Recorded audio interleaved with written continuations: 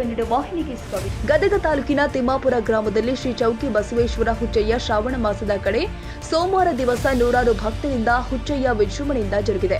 ಹುಚ್ಚಯ್ಯನ ಮುಂದೆ ಭಜನೆ, ಡೊಳ್ಳು, ಮಜಲುದೊಂದಿಗೆ ಗ್ರಾಮದ ಮಹಿಳಾ ಭಕ್ತರು ಆರತಿ ಕಳಸವನ್ನ ಹಿಡಿದು ದೇವಸ್ಥಾನಕ್ಕೆ ಆಗಮಿಸಿ ಪ್ರದಕ್ಷಿಣೆ ಹಾಕಿದ್ದಾರೆ.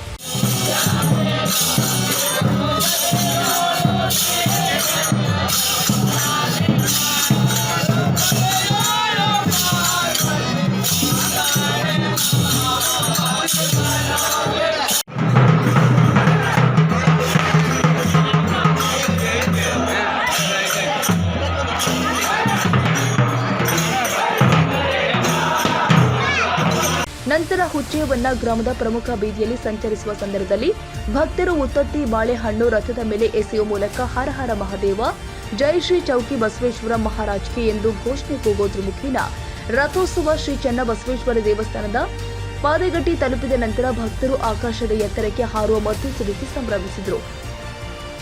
ತಾಜಾ ಸುದ್ದಿಗಾಗಿ ಎಂಟಿವಿ ನ್ಯೂಸ್ 24x7ಗೆ ಸಬ್ಸ್ಕ್ರೈಬ್ ಮಾಡಿ ಮತ್ತು ಬೆಲ್ ಐಕಾನ್ ಅನ್ನು ಒತ್ತಿ. ತಪ್ಪದೇ ಲಿಂಕ್ ಶೇರ್ ಮಾಡಿ.